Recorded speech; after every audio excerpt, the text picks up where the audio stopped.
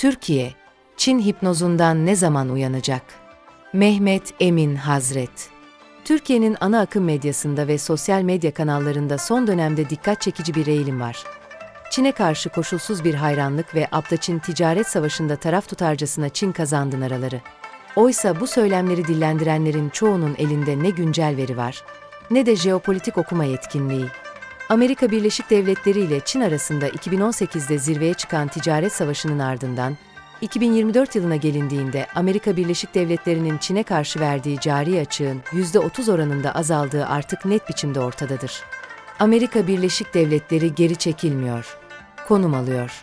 Bugün Çin, Amerika Birleşik Devletleri ile ticaretinde kısa vadeli bir rahatlama yaşamış olabilir. Ancak bu geçici bir durumdur. Amerika Birleşik Devletleri, tedarik zincirlerinde bağımlılığı azaltmak için yapısal dönüşüm sürecini sürdürüyor. Yarı iletken üretimi, nadir toprak elementleri, stratejik teknolojiler ve savunma sanayi ürünlerinde Çin'e olan bağımlılığı azaltmak için devasa yatırımlar yapılmakta. Washington, Çin'le olan ticaretteki kırmızı rakamlar sıfırlanana kadar tedbiri elden bırakmayacak. Peki Türkiye? Türkiye Çin'e karşı ne yaptı?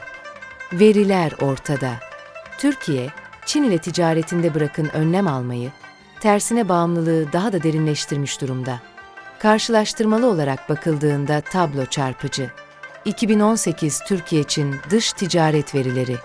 Türkiye'nin Çin'e ihracatı 2,9 milyar Amerikan doları. Türkiye'nin Çin'den ithalatı 21,2 milyar Amerikan doları. İki ülke dış ticaret hacmi 24,1 milyar Amerikan doları. Türkiye'nin cari açığı 18,3 milyar Amerikan doları. 2023 Türkiye-Çin dış ticaret verileri. İhracat 3,1 milyar Amerikan doları. İthalat 44,9 milyar Amerikan doları. Dış ticaret hacmi 48 milyar Amerikan doları. Türkiye'nin cari açık 41,8 milyar Amerikan doları. Sadece 5 yılda dış ticaret açığı 2 kattan fazla artmış. İthalat ise yaklaşık %11,2 büyümüştür. Türkiye'nin 2023 yılındaki toplam dış ticaret açığı 106 milyar dolar iken, bunun %39'u yalnızca Çin kaynaklıdır. Bu, ikili ticarette korkunç bir dengesizliğe işaret eder. Önlem alan Amerika Birleşik Devletleri, uyuyan Türkiye. Amerika Birleşik Devletleri gibi küresel rezerv paraya ve devasa pazara sahip bir ülke bile Çin'e karşı ticaret açığını azaltmak için sürekli strateji üretirken, Türkiye hiçbir koruyucu mekanizma geliştirmemiş, aksine ekonomik olarak daha da bağımlı hale gelmiştir. Çin'in sunduğu ucuz ürün cenneti algısı, yerli üretimi boğmakta, stratejik sektörlerde dışa bağımlılığı artırmaktadır. Medya, troller ve Çin hayranlığı. Türkiye'deki medya organlarının önemli bir kısmı, Çin'e övgüler düzerken bu verileri görmezden gelmektedir. Çinli yatırımcı geliyor. Çin teknolojisiyle büyük atılım gibi manşetler, arka planda büyüyen yapısal sorunu gizlemeye yetmiyor. Sosyal medyada da durum benzer. Türkçe konuşan ama Çin propagandası yapan troller, adeta bilinçli bir algı yönetiminin parçası gibi hareket ediyor. Bu kişiler ne Çin'in Uygur Türklerine uyguladığı sistematik baskılardan söz ediyor, ne de Türkiye'nin Çin'e bağımlı hale gelişini sorguluyor.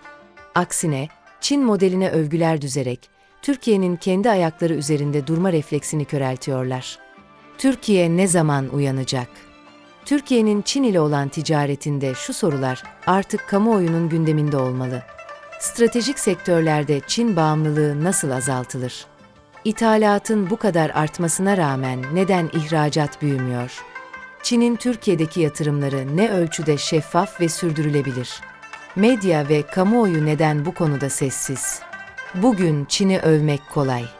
Ama gerçek vatanseverlik, Türkiye'nin çıkarlarını korumak, ticaret dengesini sağlamak ve kendi üretim kapasitesini ayakta tutmakla başlar.